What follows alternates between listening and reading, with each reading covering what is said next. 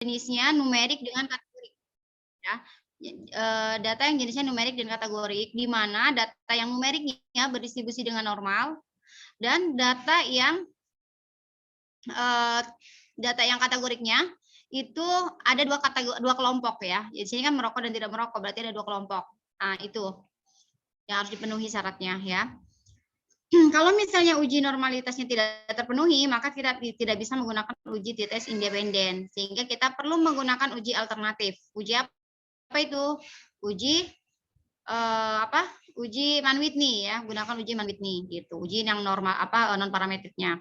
Nah, teman-teman yang kemarin sudah mencoba, diperhatikan, dilihat nanti kira-kira kemarin yang udah dikerjakan itu langkahnya sama enggak, kemudian hasilnya sama enggak ya. Nanti saya akan cek siapa yang hasilnya sama, siapa yang hasilnya beda gitu ya.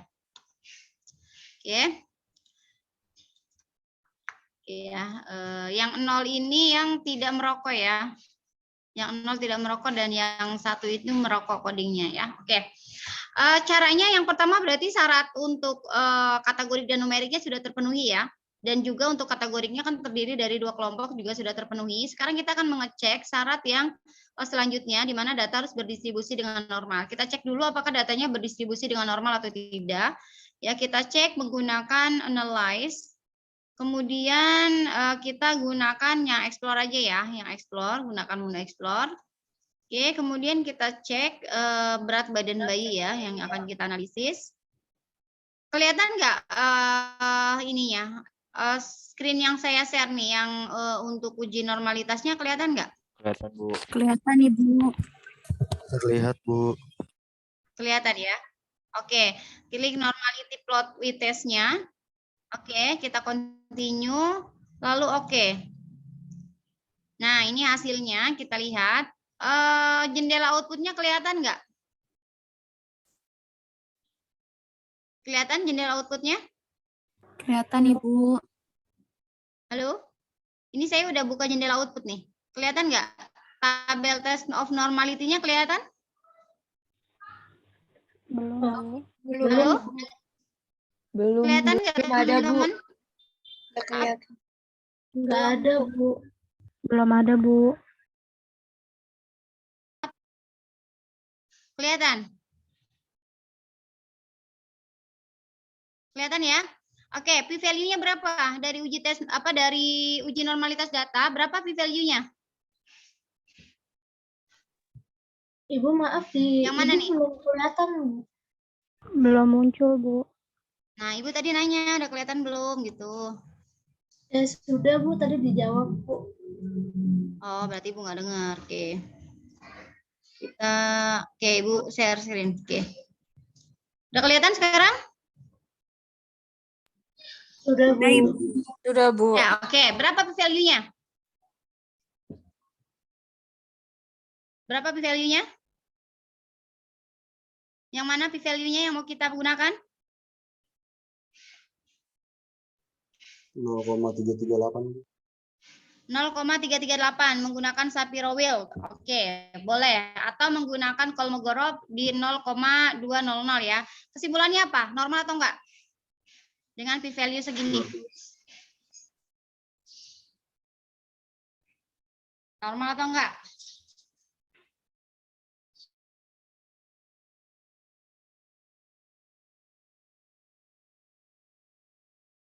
Normal, Bu. Normal. Kenapa normal? Siapa yang jawab tadi? Jidan ya? Iya. Siapa? Jidan. Kenapa normal, Jidan? Karena di atas 0,05. Suaranya kecil banget, Jidan. Kenapa kenapa normal? Karena di atas 0,05. Oke, karena di atas 0,05. Oke ya, terjawab ya. Jadi syarat yang ketiga, syarat yang selanjutnya adalah data numerik berdistribusi dengan normal, itu sudah terjawab ya. Oke, datanya sudah terpenuhi, distribusi normal. Sekarang kita tinggal melakukan analisis uji t-testnya. Oke, caranya kita klik di menu analyze, kemudian kita di compare mean ya, compare mean, lalu klik yang independent sample t-test. Yang ini independent sample t-test kita klik. Oke. Muncul kotak dialognya. Nah, untuk status merokok ya ini variabel yang jenisnya kategorik. Ini masukin ke grouping. Ya, masukin ke grouping yang data variabel kategoriknya. Kita klik define grupnya. Define grupnya itu tadi coding yang kita masukin berapa? Codingnya 1, 0 dan 1 ya tadi ya. Kalau teman-teman inputnya 1 dan 2 berarti inputnya 1 dan 2 gitu. Tapi karena kita tadi input data 0 dan 1, maka 0 dan 1 yang kita input. Continue. Nah, lalu untuk yang data numeriknya, kita masukkan ke kolom tes variabelnya. Oke. Kalau udah, teman-teman boleh langsung oke. Atau kita cek dulu optionnya. Ya, sudah 95%. Oke, kita langsung oke aja. Nah, kita tunggu hasilnya. Oke. Oke. Sudah kelihatan hasil output dari t-test? Kelihatan belum? Sudah, Bu. Kelihatan, Bu. Kelihatan, Bu. Kelihatan. Oke, saya akan bacakan gimana cara membacanya. Yang pertama ada di grup statistik ya, tabel grup statistik. Di sini ada berat badan bayi baru lahir, untuk status merokoknya, tidak merokok dan merokok ya, ini tabelnya. Untuk yang tidak merokok ada 12 orang ya, ada 12 ibu, sedangkan yang merokok itu ada 8 orang. Rata-rata atau nilai min berat badan bayi yang dilahirkan dari kelompok ibu yang tidak merokok sebanyak 12 orang ini rata-ratanya adalah 3.191,67 gram. Ya, dengan nilai standar deviasi 487 dan standar error minnya atau simpangan rata-ratanya 140,593. Kemudian untuk yang merokok, ini ada 8 orang dengan rata-rata berat badan bayi yang dilahirkan adalah 2.481,25 gram. Dengan standar deviasinya 275 dan standar errornya 97. Oke, ini grup statistiknya. Nah, kemudian kita lihat untuk nilai p-value di mana? Sorry. Nilai p-value itu kita lihat di independent sample t-testnya ya, yang tabel satu lagi.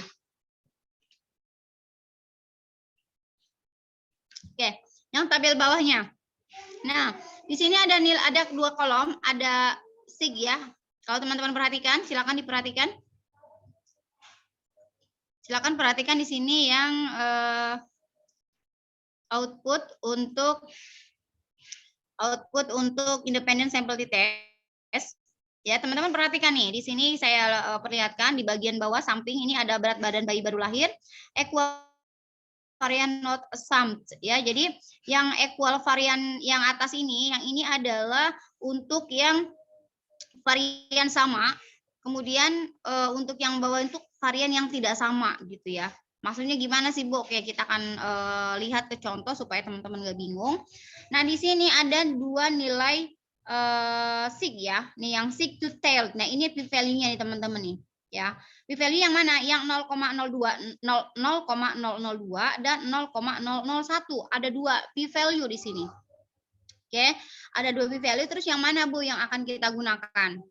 Sampai sini suara saya masih jelas? Masih, Bu. Oke. Ya. Jadi teman-teman perhatikannya di kolom atau di tabel independent sample t-test ini, di sini ada dua nilai p-value. Ada yang pertama p-value-nya 0,002 dan yang kedua p-value-nya 0,001. Yang mana kita pilih, Bu? Nah, kita memilih setelah kita lihat dari hasil Leven test-nya. Leven test kita lihat. Leven test ini berfungsi untuk melihat apa variasi datanya. Variasi datanya seperti apa gitu ya, sama apa enggak gitu kan. Nah, teman-teman perhatikan, lihat dulu di sini ada kolom F dan kolom sig. Nah, teman-teman lihat di kolom sig-nya. Kolom sig-nya di sini 0,189.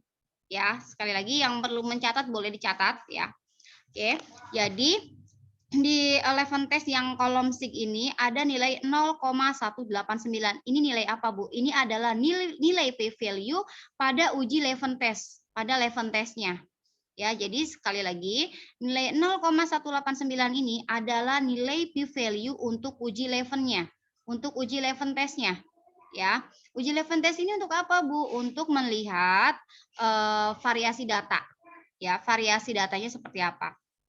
Oke. Kalau misalnya nih 0,189 berarti p-value-nya di atas 0,05. Ya, saya akan sebutkan kesimpulan untuk uji Leven test. Kalau p-value-nya ya pada uji level test, jika p-value di atas 0,05 ya, di atas nilai alfa, maka variasinya sama. Kesimpulannya ya, maka kesimpulannya variasinya sama. Oke, yang kedua, pada uji level test, jika p-value kurang dari 0,05 ya, atau kurang dari alfa, alfanya 5%, 0,05, disimpulkan variasi data tidak sama. Oke, saya ulangi sekali lagi. Pada uji level test, jika p-value di atas 0,05, kesimpulannya variasi data sama.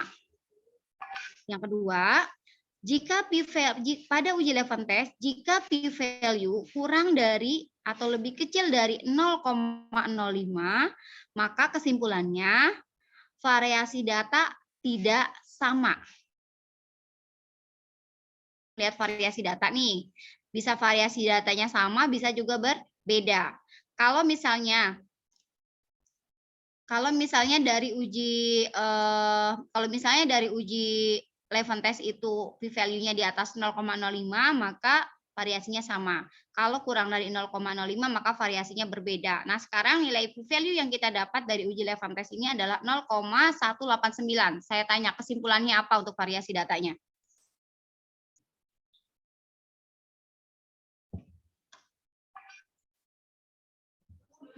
Kesimpulannya apa? Kesimpulan variasi datanya bagaimana? Sama atau tidak sama? Sama, Bu. Sama, betul. Kenapa? Karena di atas 0,05. Ya, jadi kita simpulkan variasi datanya sama. Nah, sekarang setelah kita mengetahui variasi datanya sama atau tidak, baru kemudian kita lihat nilai p-value untuk uji di tes independennya. Ya, nah sekarang kita lihat nih ada dua kan. Kalau misalnya p-value-nya itu, kalau misalnya uji level test menunjukkan variasi yang sama nih, maka yang dilihat adalah baris pertama, yaitu p-value-nya 0,02. Kalau misalnya hasil dari level test menyimpulkan bahwa data variasinya itu tidak sama, maka p-value-nya yang dilihat 0,01. Oke, dalam kasus kita, p-value-nya yang mana? 0,02 atau 0,01? 0,02. 0,02.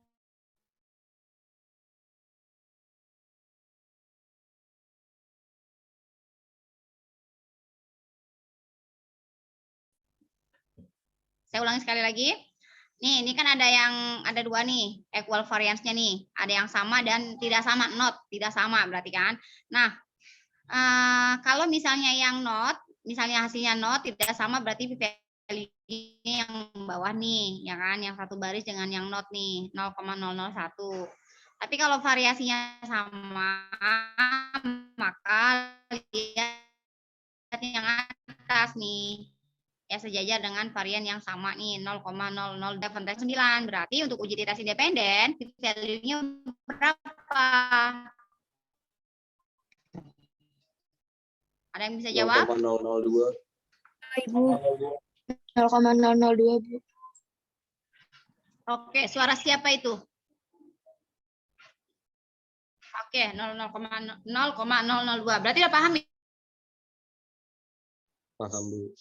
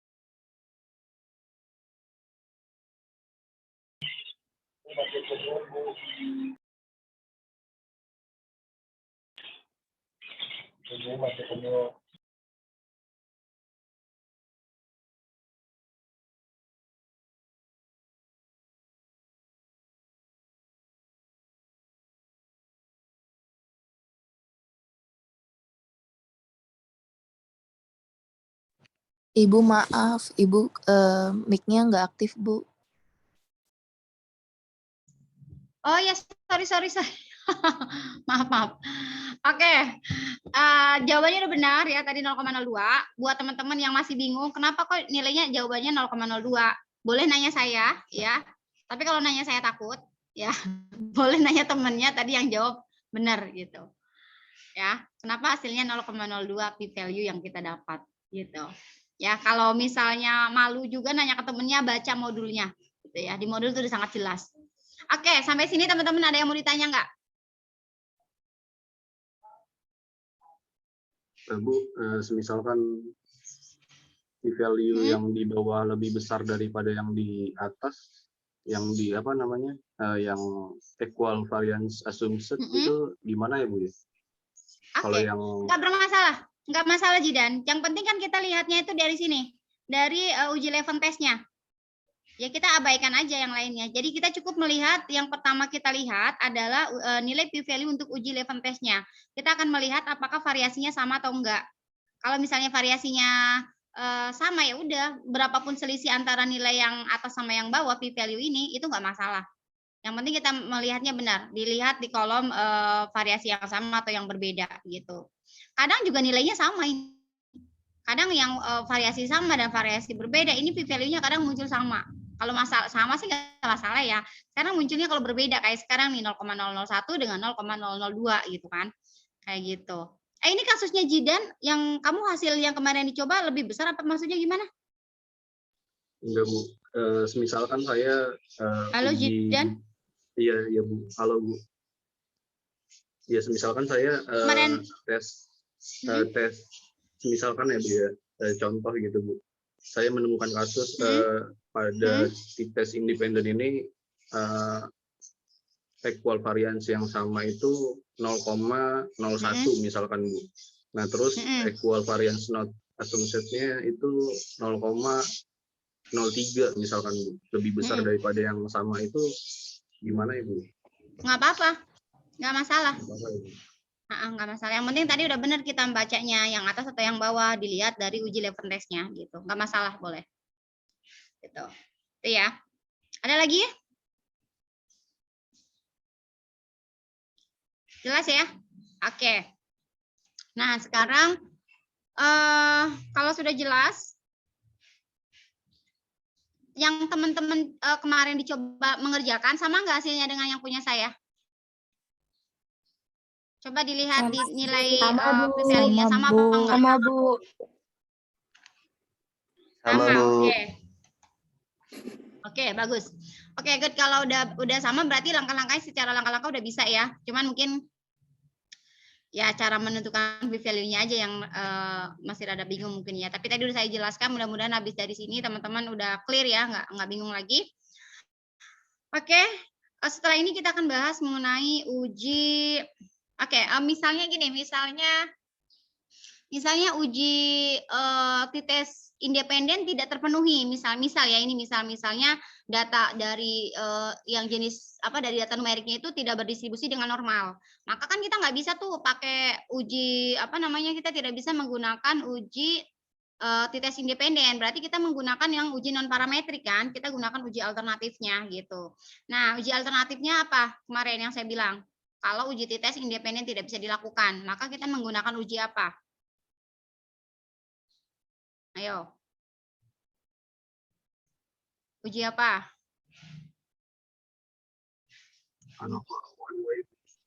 Hah? Apa? Man-Whitney, Bu. Man-Whitney, betul. Oke, Man-Whitney ya. Nah, sekarang kita coba ya Man-Whitney seperti apa mengerjakannya. Misalnya, ini ternyata datanya tidak berdistribusi dengan normal. Oke, kita akan coba ya.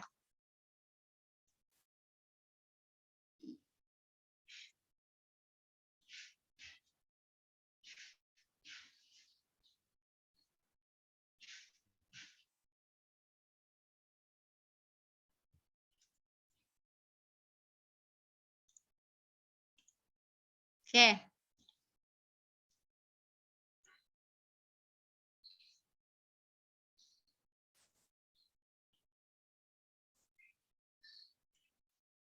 Oke, misalnya nih, Oke, teman-teman, kita sama ya, menunya di menu analyze, ini klik, kemudian kita klik di non parametric ya, di non parametric test. Oke, non parametric test. Kemudian klik yang legacy dialog ya.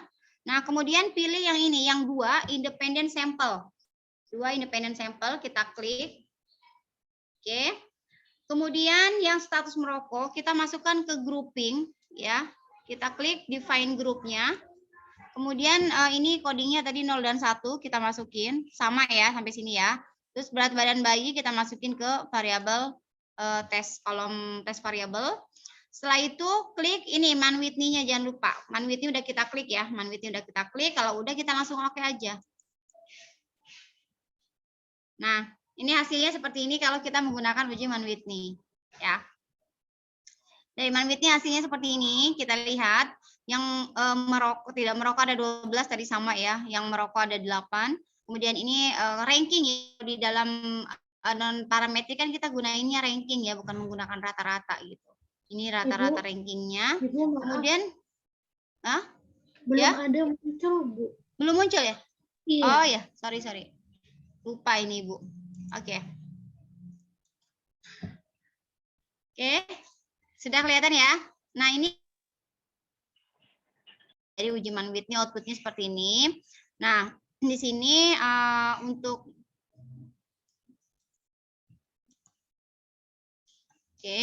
di sini untuk status merokok ya sama ya, yang tidak merokok ada 12, yang merokok ada 8, dan ini min rank ya, jadi rata-rata ranking. Jadi kalau untuk non parametrik kan kita gunainnya ranking ya, bukan menggunakan rata-rata gitu. Oke, kemudian kita langsung lihat di sini di nilai p-value-nya berapa. P-value-nya di baris 1, 2, 3, 4 nih, yang asim, sig, two-tailed ya. Nah, ini 0,002, sama ya p-value-nya ya. Ini kebetulan sama, kadang kalau beda gimana Bu? Kalau beda ya nggak apa-apa gitu ya. Ini p-value-nya nih yang 0,02. Jadi kesimpulannya apa? Baik menggunakan uji t-test independen maupun dependen ada perbedaan ya. Ada perbedaan yang signifikan. Rata-rata berat badan bayi yang dilahirkan dari kelompok ibu hamil yang merokok dan yang tidak merokok gitu. Atau dengan kata lain ada hubungan antara status merokok atau perilaku merokok dengan berat badan bayi gitu. Oke, sampai sini clear atau ada yang mau kita diskusikan?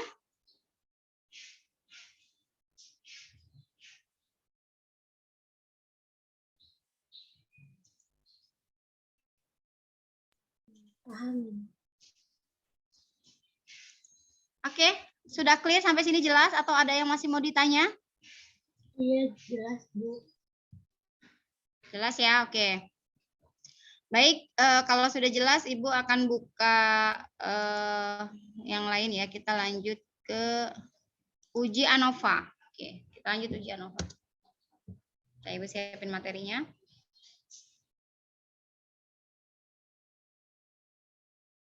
Oh, iya.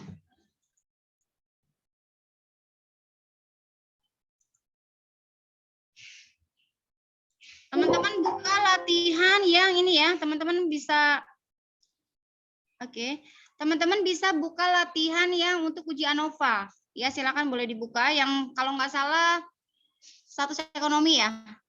Oke, silakan buka. Kita bisa langsung latihan bersama.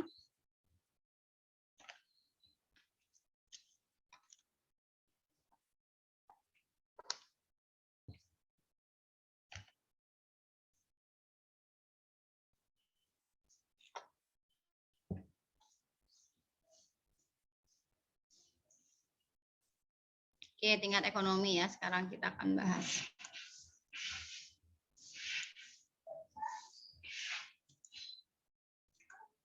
Oke, teman-teman, kita akan membahas untuk uji ANOVA.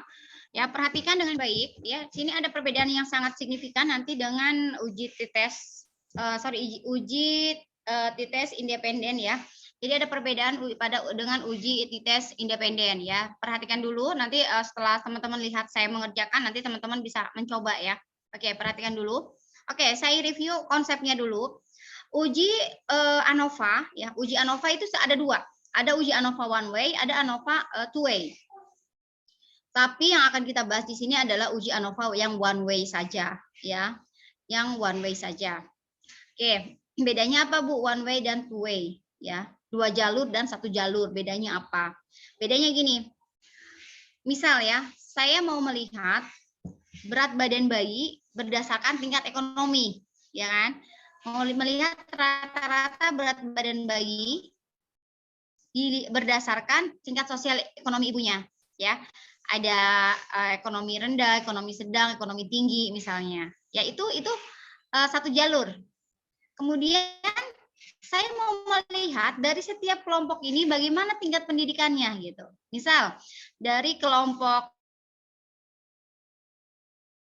ini kita akan pecah lagi menjadi pendidikan tinggi, pendidikan rendah misalnya.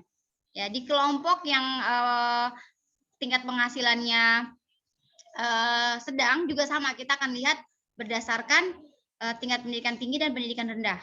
Ya, kemudian yang dilihat dari tingkat ekonomi tinggi juga sama, kita akan melihat berdasarkan pendidikan yang tinggi dan pendidikan yang rendah. Artinya kita buat 2 jalur gitu ya.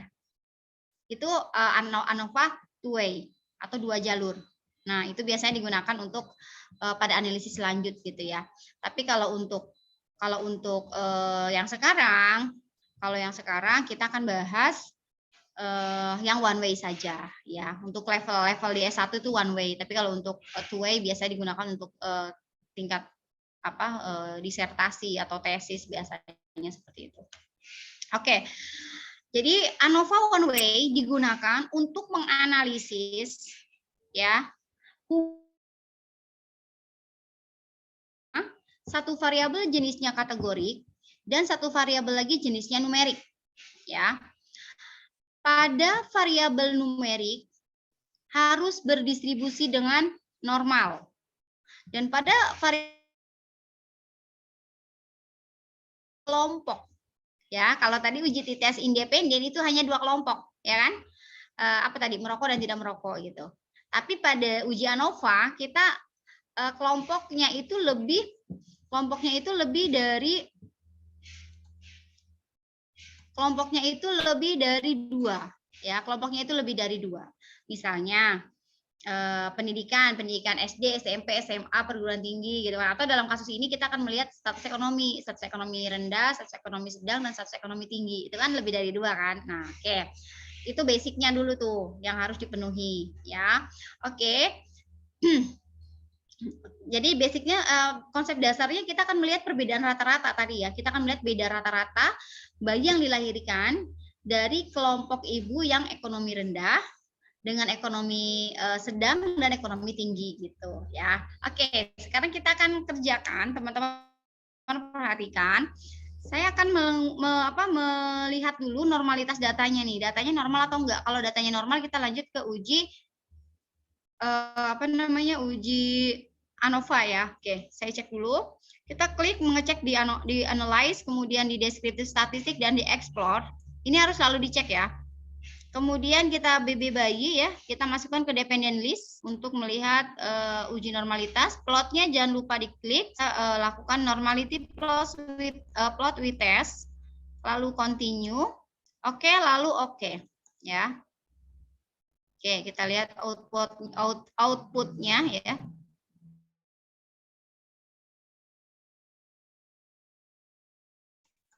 Oke, sudah kelihatan outputnya?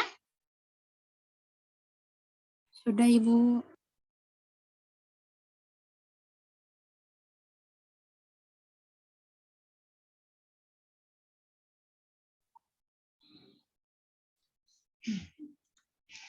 Sorry ya, putus-putus lagi nih. Oke, outputnya sudah kelihatan belum? Sudah, Bu. Sudah, Bu. Oke, kita lihat outputnya didapatkan p-value-nya. Oke, normal atau enggak distribusinya?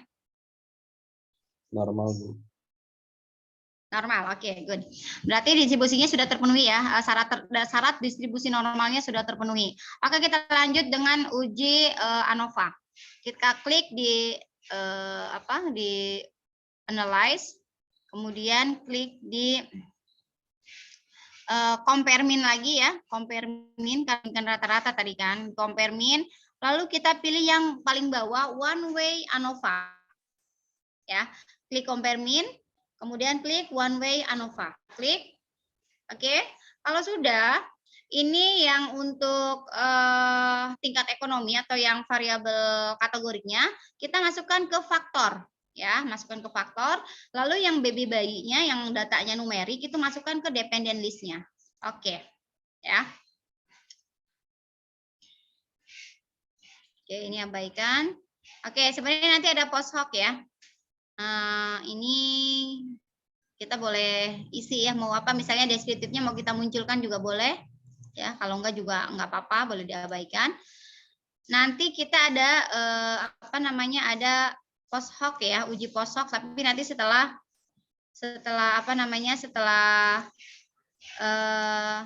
uji ANOVA selesai ya, nanti kita akan ke post hoc. Oke. Jadi saya ulangi, variabel atau data yang jenisnya kategorik itu masukkan ke faktor. Variabel yang jenisnya numerik itu dimasukkan ke dependent list. Oke, kalau sudah oke aja langsung. Oke, saya buka dulu ya. Saya buka Saya buka outputnya dulu. Oke, outputnya sudah kelihatan? Yang kolom one way. Kelihatan ya? Kelihatan nggak? Halo?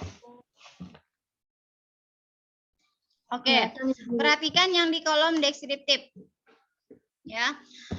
Dari 20 responden, ya, dari 20 responden Ibu yang punya anak tadi, yang punya bayi tadi ya, dari 20 responden ada 7 orang ya, dari 7 orang atau ada 7 ibu yang berasal dari sosial ekonomi tinggi, 6 orang dari sosial ekonomi sedang, dan ada 7 ibu dari sosial ekonomi rendah. Kenapa? Kenapa ya? Apa suara Ibu nggak jelas? Jelas, Ibu. Jelas, oke. Oke ya.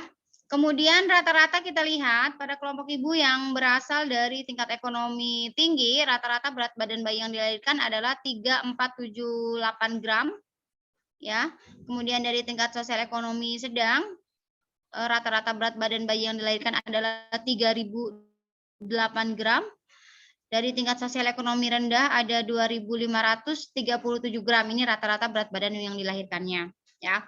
Dengan standar deviasi ini standar error atau simpangan rata-rata. Kemudian di sini ada confidence interval ya, artinya di sini batas nilai rentang rata-rata itu ada di sini. Ada di antara lower dan upper bound ya, atau batas bawah dan batas atas. Nah, untuk kelompok tingkat sosial ekonomi tinggi ya, berat badan yang paling kecil yang dilahirkan, berat badan bayinya adalah 3000, dan berat badan bayi yang paling besar yang dilahirkan dari kelompok ibu yang sosial ekonomi tinggi adalah 4000 gram ya. Sedangkan pada yang ekonomis yang sosial ekonominya sedang, berat badan bayi yang paling kecil adalah 2100 gram dan yang paling besar adalah 4100 gram. Dari tingkat sosial ekonomi rendah, yang paling kecil berat badan bayi yang dilahirkan adalah 2250 gram dan yang paling besarnya 2900 gram. Oke, ini secara deskriptif ya gambarannya. Oke, kita langsung ke uji ANOVA ya. Yang perhatikan yang kolom uji ANOVA. Di sini ada nilai p-value-nya yang mana? Yang signi, yang ujung 0,007. Ini p-value-nya. Kalau dari lihat p-value-nya 0,007, kesimpulannya apa? Kesimpulannya apa? Dari nilai p-value. P-value-nya 0, ayo, siapa yang mau menyimpulkan?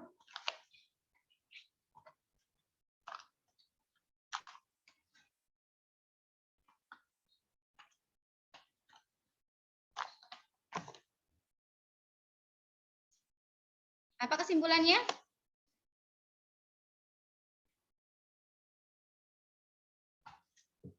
Sama seperti pada uji t-test independen ya. Kalau misalnya p-value di atas alpha, maka kesimpulannya berarti tidak ada perbedaan rata-rata atau tidak ada hubungan gitu kan. Tapi kalau kurang dari nilai alpha, kurang dari 5% atau kurang dari 0,05, maka bisa kita simpulkan ada perbedaan rata-rata atau ada hubungan. Nah, jadi kesimpulannya apa nih kalau lihat dari nilai p-value yang kita dapat ini? Apa kesimpulannya? Oke, ada hubungan atau ada perbedaan rata-rata ya, atau ada hubungan antara tingkat sosial ekonomi dengan berat badan bayi yang dilahirkan. Oke, sampai sini cukup nggak? Enggak, masih ada yang harus dilanjutkan. Kenapa? Karena di dalam uji ANOVA ini kan tadi ada 3 tingkat ya kan? Ada 3 tingkat ekonomi mana nih? Nah, ini. Nah, ada ekonomi rendah, ekonomi sedang, dan ekonomi tinggi. Nah, yang beda tuh yang mana? Kan belum ketahuan nih, hanya ada kata bedanya aja atau hanya ada hubungan aja. Yang jelas dari hasil uji ANOVA ada perbedaan rata-rata, udah itu aja. Ada perbedaan rata-rata antara berdasarkan tingkat ekonomi ya. Ada perbedaan rata-rata berat badan bayi yang dilahirkan berdasarkan tingkat sosial ekonomi ibu gitu kan. Nah, sekarang yang beda tuh yang mana sih? Apakah kelompok ekonomi yang rendah dengan kelompok ekonomi sedang? Ataukah kelompok ekonomi sedang dengan kelompok ekonomi tinggi? Ataukah yang beda rata-ratanya itu antara kelompok sosial ekonomi rendah dengan kelompok sosial ekonomi tinggi, atau satu sama lain itu memang berbeda-beda gitu kan? Nah, untuk bisa mengetahui lebih detail kelompok mana saja yang berbeda ya, yang berbeda secara signifikan, kita lanjutkan dengan uji post hoc namanya. Ya, uji post hoc ya. Teman-teman bisa lihat di modul nanti. Ya, modulnya saya sarankan di print. Ya, jadi berdasarkan berdasarkan uji post hoc gitu ya. Nah, untuk uji post hoc kita akan lihat caranya. Kita klik analyze, kemudian balik lagi ke compare mean tadi, compare mean, lalu ke one way ANOVA lagi kayak tadi, ya kan? Ini kan udah nih yang tadi nih, yang numerik kita masukkan ke dependent list, yang yang kategorik kita masukkan ke faktor. Lalu kita isi nih post hoc di sini. Nah, ini diklik. Kalau tadi nggak diklik kan, sekarang kita klik. Nah, kalau sudah diklik, kita pilih yang 2K. Ya, klik yang 2K. Oke. Klik yang 2K. Kalau udah kita continue. Oke. Kalau sudah kita oke. Nah. Oke, sudah kelihatan output di tabel uji post hoc testnya. Di post hoc testnya udah kelihatan? Kelihatan. Oke. Teman-teman perhatikan. Di multiple comparison, jadi perbandingan multiple-nya, di sini tingkat ekonomi nih paling ujung tingkat ekonomi, di sini tingkat ekonomi tinggi, tingkat ekonomi sedang, tingkat ekonomi rendah. Kita bandingkan. Berarti tingkat ekonomi akan kita bandingkan dengan tingkat ekonomi tinggi dengan tingkat ekonomi sedang, kita akan bandingkan. Begitupun dengan tingkat ekonomi tinggi dengan tingkat ekonomi yang rendah, kita akan bandingkan juga gitu kan. Nah, kita lihat satu-satu ya. Untuk memudahkan ada perbedaan signifikan atau tidaknya, teman-teman cukup lihat di nilai sig-nya nih, di value-nya, di signifikan ya, di kolom sig. Oke. Nah, sekarang kita lihat antara rata-rata berat badan bayi yang dilahirkan oleh kelompok ibu yang sosial ekonomi tinggi dengan kelompok sosial ekonomi sedang, p-value yang didapat adalah 0,213. Kesimpulannya apa? Ada perbedaan atau tidak ada perbedaan? Ada perbedaan. Ada perbedaan. Ada perbedaan. Signifikan atau enggak? Iya, Ibu, signifikan. Kenapa ada perbedaan signifikan, Iyut?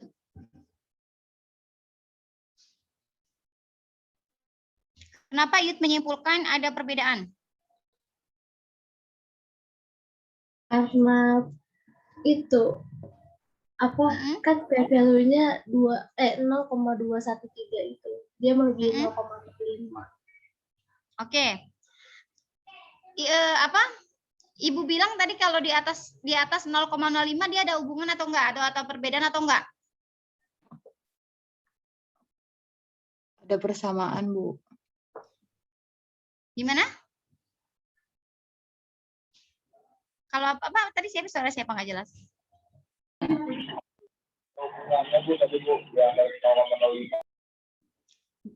Juan, Ibu nggak dengar suaranya kurang jelas, Juan. Gedein.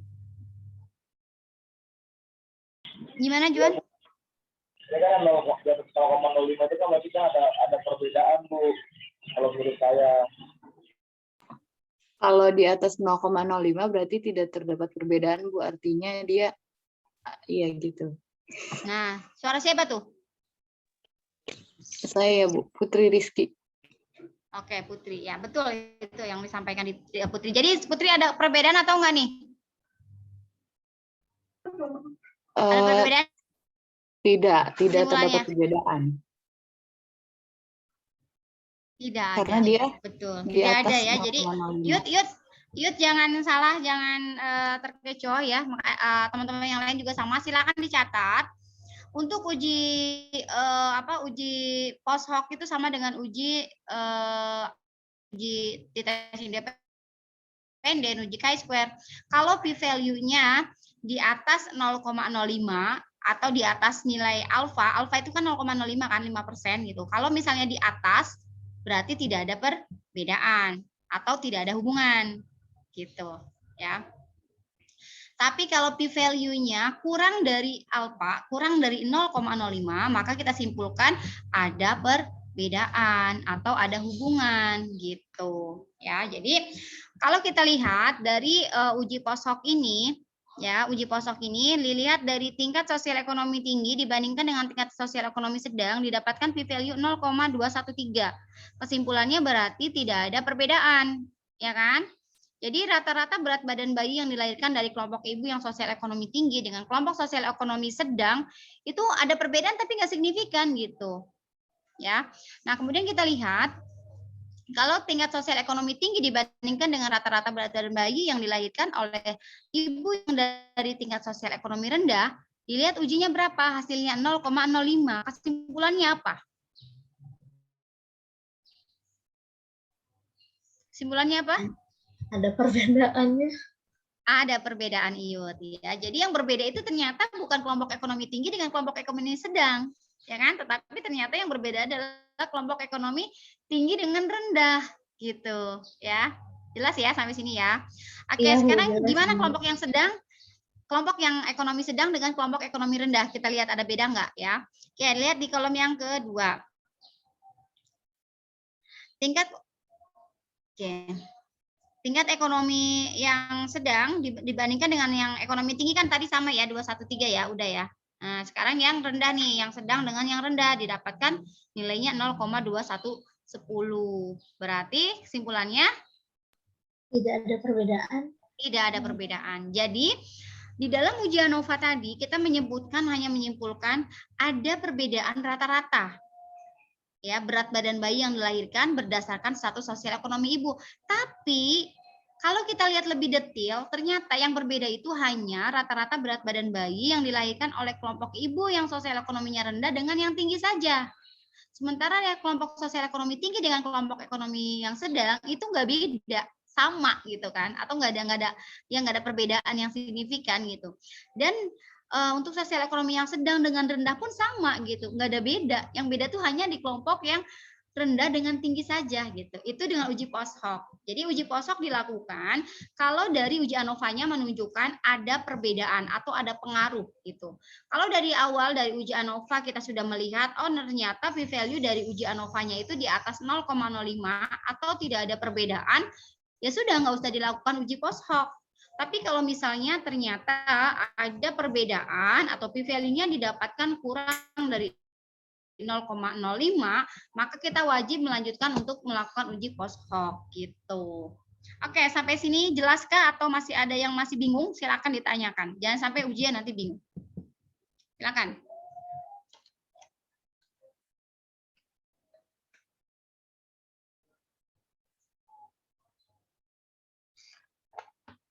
Atau sudah jelas? Jelas kah?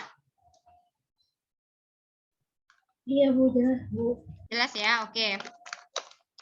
Jadi itu untuk uji ANOVA ya, teman-teman ya, uji ANOVA.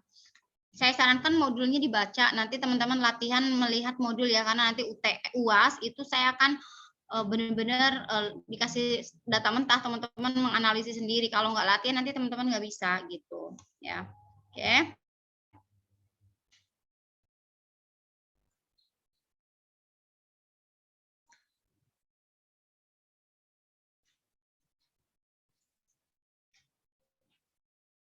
Ini lupa bicara apa namanya?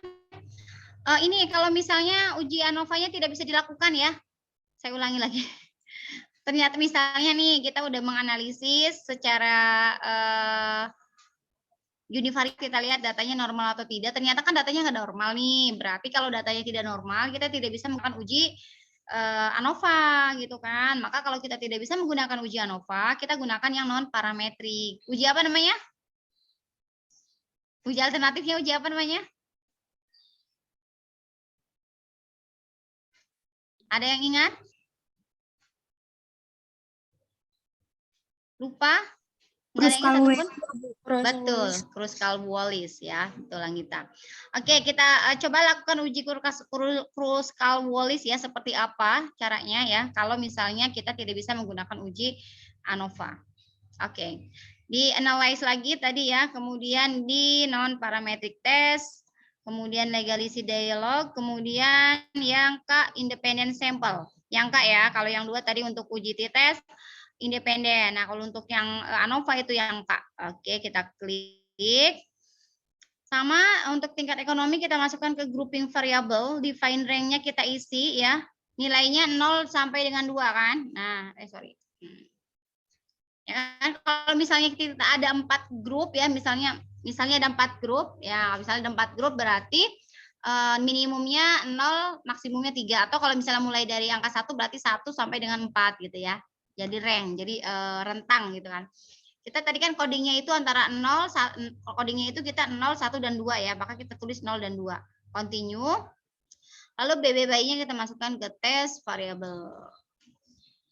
Oke.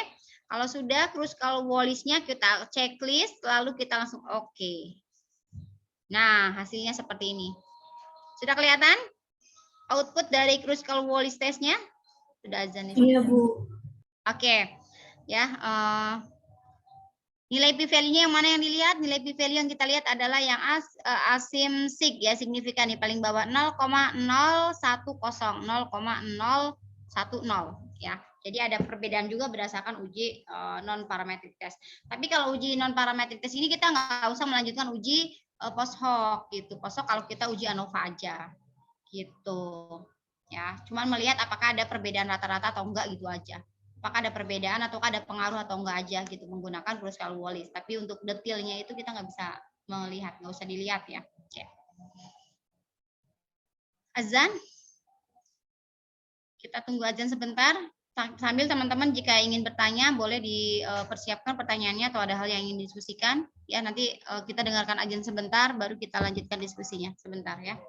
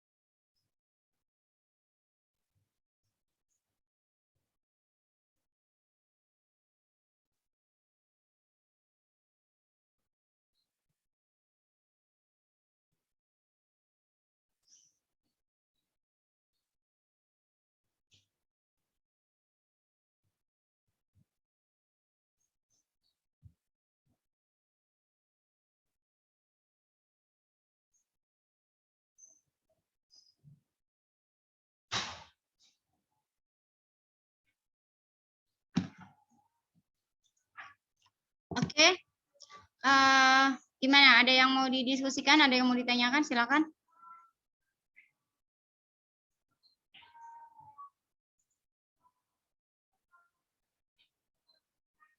Ada? Halo?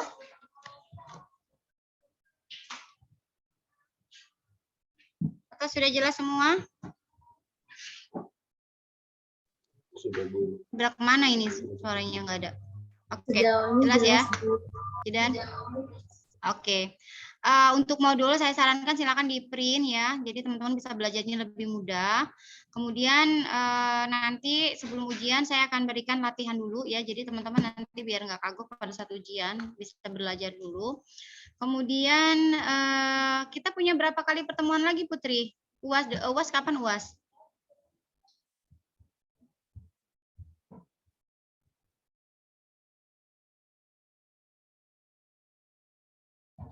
Ini sesi terakhir.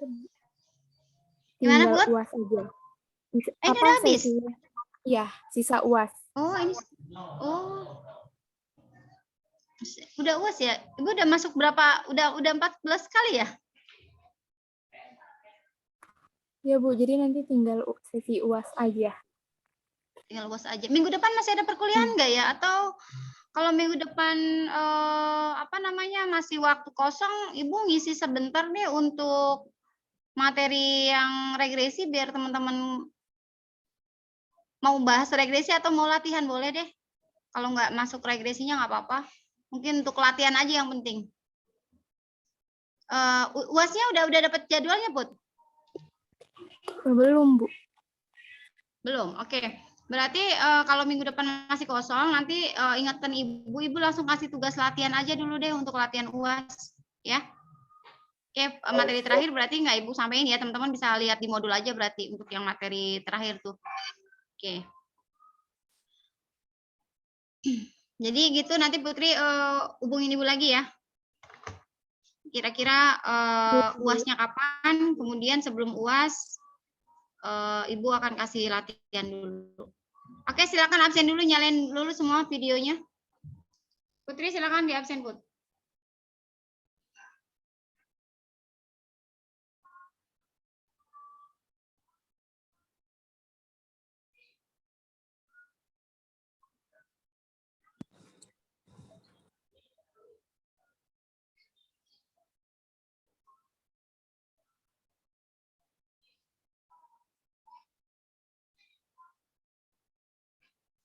Yuk segera nyalain segera.